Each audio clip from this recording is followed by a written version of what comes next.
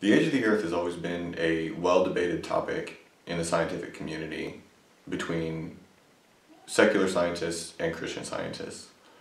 This video will give two evidences that show that the Earth is actually much younger than the secular scientists would have you believe, and then I'll give you a biblical reference to the same. The first evidence is the folded rock formations that you see in many of the large formations such as the Grand Canyon. These folded rock formations are just that. They're layers of rock that have actually been folded into odd shapes like a right angle or bent up or smashed together, but they're not broken. They weren't broken and restacked, they were just simply folded.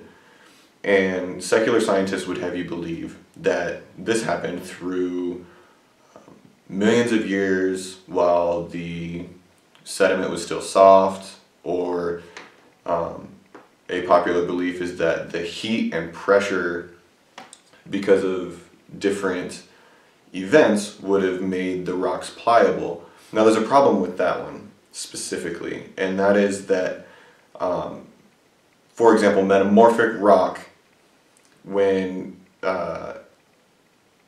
is formed when sedimentary rock is subjected to heat and pressure. So limestone, a sedimentary rock, when subjected to a lot of heat and pressure, would turn into marble. And so if these sedimentary rock formations that are folded were subjected to enough heat and pressure to make them bendable and pliable, there would be evidence that they began to turn into marble. And that's not what's seen. That information was provided by creationhappened.org, and it just stands true that if you submit that sedimentary rock to that much pressure and heat to make it pliable, it would have started that transformation into a metamorphic rock, and it doesn't.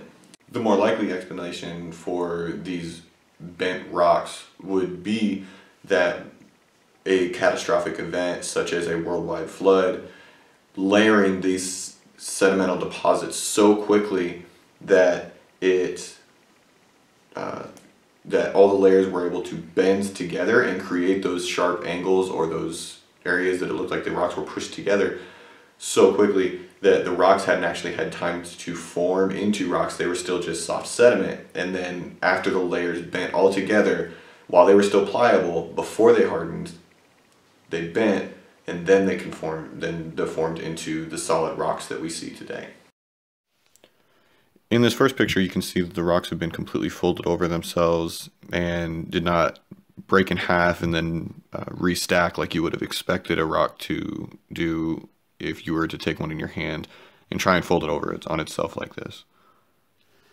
And next, you can see in this picture, the rocks have been pushed together from either side, much like if you were to take a sheet of paper and push the edges straight at each other, it would kind of go up, curve over, and then back down. Again, not breaking and crumbling like you would expect rocks to do if you were to try and put this much pressure on either side. The next evidence that we're going to talk about is the fact that there's been multiple accounts of soft tissue found in dinosaur fossils.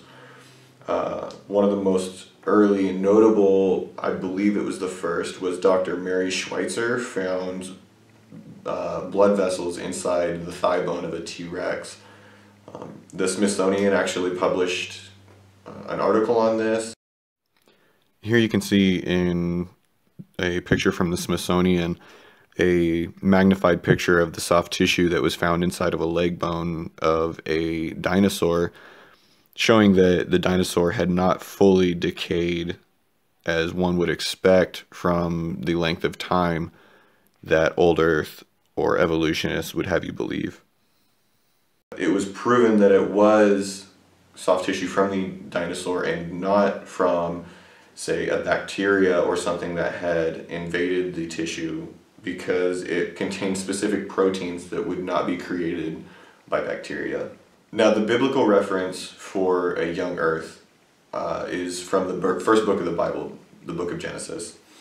And in the book of Genesis, There is the use in Hebrew of the word yom, which in the context of the text, it describes yom as the day and the night together, meaning a 24-hour period. Beyond that, Genesis has been analyzed by Hebrew scholars, and it's been found that it is not looked at, it's not viewed as poetry or fiction. It's actually regarded as a historical text. The way it was written says that it's a historical text. This is important because Hebrew is a very intricate language that it's very mature, and based on how something is written, you can tell what type of message the author was trying to get across. If it was poetry, you would know, just like in the English language. If you were to read a poem, you would know it was poetry. There's certain characteristics of poetry that make it poetry and recognizable as such. Genesis is not written that way. It's written as a historical fact, and as well as the fact that other writers in the Bible, multiple writers of the Bible, regarded it as truth. And then of course the fact that Jesus actually referred to it as historical truth and not just some poem that is meant to give us a feel-good story about how Earth was created. So I hope this video was helpful to you. I hope that you learned something from it and that you were able to get an idea of how old our Earth actually is. That not that it's millions of years old as secular science would have you believe, or evolutionists would have you believe, that it's actually much closer to the range of about 6,000 to 10,000 years old.